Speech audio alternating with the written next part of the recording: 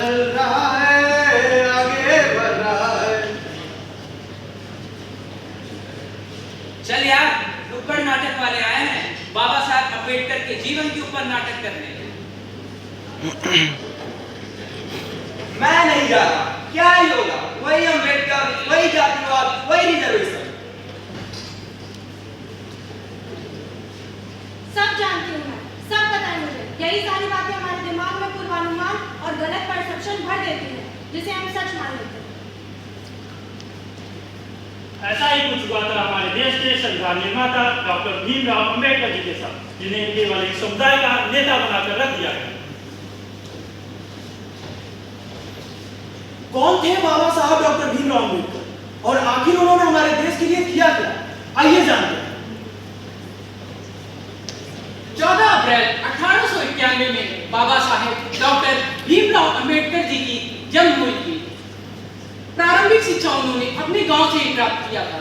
उसके बाद बंबई विश्वविद्यालय, फिर कोलंबिया यूनिवर्सिटी और लंदन स्कूल ऑफ इकोनॉमिक्स से उन्होंने आगे की पढ़ाई पूरी की। आजादी के बाद भारत के प्रथम कानून मंत्री और कॉन्स्टिट्यूशन असेंबली के ड्राफ्टिंग कमेटी के अध्यक्ष के रूप में चुना गया। साथ ही उन्होंने हिंदू कोड बिल को प्रस्तावित किया, जो कि समाज कल्याण में उठाया गया एक महत्वपूर्ण कदम माना जाता है। जब हमारे किसी भी नेता को किसी भी कारण अपने सरकारी गाड़ी छोड़नी पड़ जाए तो वो मुंह बुलाकर बैठ जाते हैं। वही अम्बेडकर जी वो थे जिन्होंने महिलाओं के लिए आवाज उठाई, जिन्होंने उस समय महिलाओं के लिए इक्वल प्रॉपर्टी राइट की बात की, जिन्होंने महिलाओं और पुरुषों के बीच समानता की बात की, और इसी विषय पर सरकार के विरोध में संसद से इस्तीफा दे दिया। तो आइए हम एक दृश्य दिखाते हैं जिसमें हम मजदूरों के उस समय के हालात पर दिखाएंगे। अरे भैया, हम तो अमीर आदमी हैं।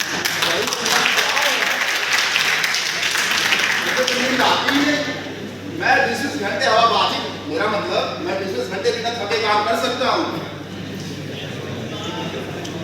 क्या बोल रहा है बे? तू आदमी है कि शक्तिमान? और तू इतना दुखी क्यों है? अरे इसका देखा देखी हमारे मालिक ने हमारे जीवन में तो जरस को रखी है। तनख्वाह तो देता है, 18 और पैसा काम करो नेता की तरह 20 घंटे। अरे भैया, अपने मालिक को समझा दो, ज्यादा होशियार ना बने। भारत में 8 घंटे से ज्यादा काम कराना मजदूरों से ढेर कमी है। क्या कह रहा है? भला आदमी का जिसने कानून बनाया। भला हुआ अम्बेडकर साहब का, जिन्होंने अपने कार्यकाल में मजदूरों की समयावधि।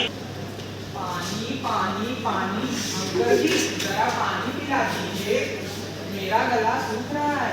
पानी पीना है? ये रखा है पानी, जाओ पी लो। ओए,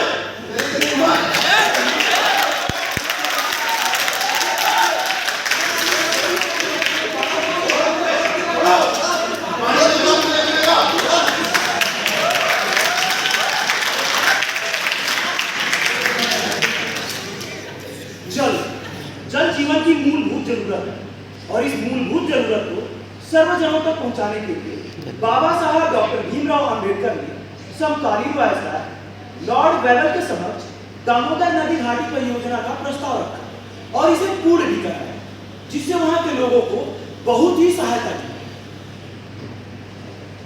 1990 में उन्हें भारत रत्न से सम्मानित किया गया था। अम्बेडकर जी कहते हैं, जैसे ही हम अपने सोचने के दायरे को बढ़ाते हैं, वैसे ही हम अपने सपने को आगे बढ़ा पाते हैं।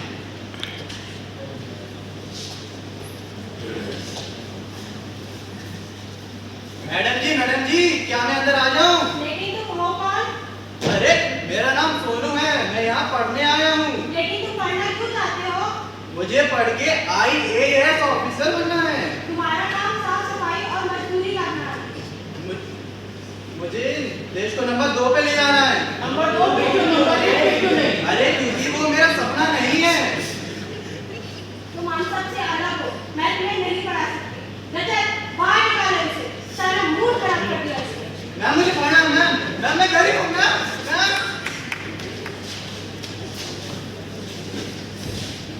देखा आपने पहले के समय सबको समान शिक्षा का अधिकार नहीं था, जिसे बाबा साहब ने हटाकर सबको समान शिक्षा का अधिकार दिया।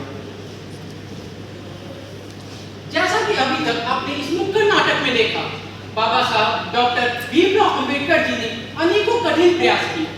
उनके प्रयासों के फलस्वरूप ही आज हमारे न्याय व्यवस्था को एक कठिन मजबूत स्तंभ प्राप्त हुआ है। आज हम सभी को प्रारंभिक शिक्षा, दवाएं, बोलने का अधिकार, हर चीज समानता से मिलती है। हम लोग को यहाँ तक बोलने का अधिकार भी बाबा साहब डॉक्टर भीमराव अंबेडकर जी ने ही दिलाया था। तो जैसा कि आपने देखा, बाबा साहब अंबेडकर ने इस समाज एवं इस देश के लिए बहुत से कार्य किए, लेकिन आज की जनता ने उन्हें केवल एक समुदाय का नेता मान लिया है। तो मैं आपसे पूछता हूँ, देश के सभी वर्गों के लिए काम करने वाले बाबा साहब अंबेडकर को क्या किसी एक समुदाय का नेता कहना सही होगा? ये फैसला मैं आप पर छोड़ता हूँ।